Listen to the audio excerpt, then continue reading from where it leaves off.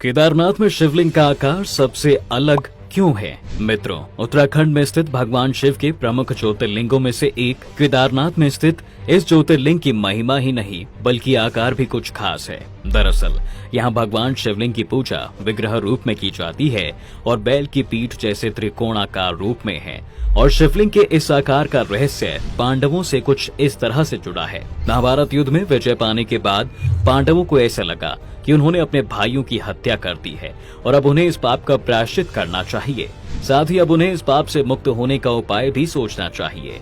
इसलिए पांडव भगवान शिव को खोजते हुए हिमालय पर पहुंच गए, लेकिन उनको भगवान शिव ने दर्शन नहीं दिए और वो अंतर्ध्यान होकर केदार में चले गए। वहीं पांडवों ने भी हार नहीं मानी और वो भगवान शिव को खोजते हुए केदार तक पहुंच गए थे। जब भगवान को यह ज्ञात हुआ तो उन्होंने बैल का रूप धारण कर लिया और वो अन्य पशुओं के बीच में चले गए ताकि उनको कोई पहचान ना पाए। रूप बदलने के बाद भी पांडव उनको पहचान गए। साथ ही भीम ने बुद्धि का प्रयोग कर अपना विशाल रूप धारण कर लिया और अपने पैर दो पहाड़ों पर फैला दिए। यह देख अन्य जानवर भागने लगे, लेकिन भगवान शंकर रूपी बैल पैर के नीचे से जाने को तैयार नहीं हुए, क्योंकि यह भगवान का अपमान होता। यह देख भीम समझ गए कि यही भगवान शिव हैं, जो बैल के रूप में हैं। भीम बैल के पास गए तो बैल भूमि से अंतर्ध्यान होने लगे। तब भीम ने बैल के कुबड़ को पकड़ लिया। भगवान शिव पांडवों की भक्ति से प्रसन्न हो गए और उन्होंने पांडवों को दर्शन देकर उन्हें पाप मुक्त कर दिया। तभी से भगवान शंकर को बैल की पीठ की आकृति पिंड के रूप में केदारनाथ धाम में पूजा जाता है। मित्रों, पौराणिक मान्यताओं के अनुसार जब भगवान शंकर बैल के रूप में अंतर्ध्यान हुए तो उनके धड़ से ऊपर का भाग काठमांडू यानी नेपाल में प्रकट हुआ, जहां पशुपतिनाथ का मंदिर स्थित है। साथ ही शिव की भुजाएं तुंगनाथ में, मुख रुद्रनाथ में, नाभि मदमहेश्वर में और जटा कल्पेश्वर में प्रकट हुई। इसलिए इन चार स्थानों के साथ केदारनाथ धाम को पंच केदार कहा जाता है। एक अन्य पौराणिक कथा के अनुसार हिमालय के केदार श्रृंग पर भगवान विष्णु के अवतार महातपस्वी नर और नारायण ऋषि तपस्या करते थे। उनकी आराधना से प्रसन्न होकर भगवान शिव प्रकट हुए और ज्योतिर्लिंग के रूप में सदा वास करने का उन्हें वर प्रदान दिया। पत्थरों से बने कत्यूरी शैली से बने इस मंदिर के बारे में कहा जाता है कि इसका निर्माण पांडव वंशी जन्मेजय ने करवाया था। यहाँ स्थित स्वयंभू शिवलिंग अति प्राचीन है। साथ ही आदि शंकराचार्य ने इस मंदिर का जीर्णोद्धार करवाया था। केदारनाथ हिमालय के केदार पर्वत पर स्थित है।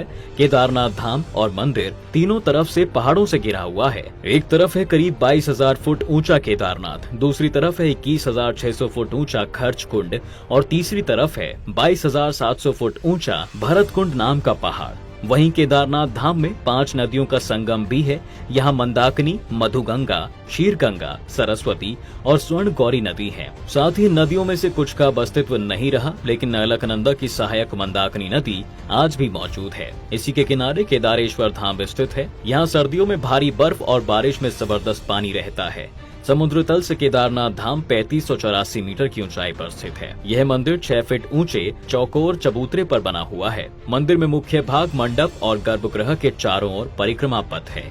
बाहर प्रांगण में नंदी बैल भगवान शिव के वाहन के रूप में विराजमान है, जिनकी श्रद्धालु पूजा भी करते हैं। दरअसल आपदा के बाद केदार बाबा के धाम की दूरी 3 किलोमीटर बढ़ गई है। पहले यात्रियों को गौरीकुंड के धाम तक पहुंचने के लिए 14 किलोमीटर का पैदल सफर तय करना पड़ता था, लेकिन अब यह दूरी 17 किलोमीटर की हो गई है। कुछ यात्री घोड़े और खच्चर पर बैठकर भी यात्रा करते हैं। यहाँ का मदमहेश्वर मंदिर मदमहेश्वर नदी के स्रोत के पास के इलाके में स्थित है।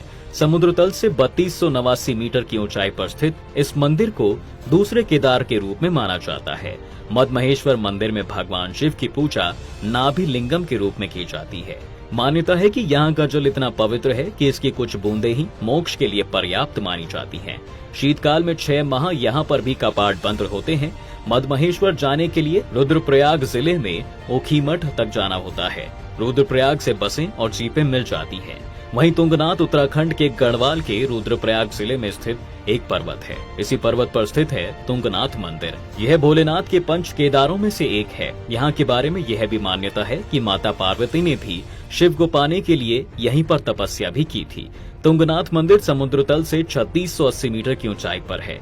यहाँ भगवान शिव के हृदय स्थल और शिव की पूजा की आराधना होती है। पौराणिक कथाओं के अनुसार कुरुक्षेत्र के मैदान में पांडवों के हाथ काफी बड़ी संख्या में नरसंहार से भगवान शिव पांडवों से रुष्ट हो गए।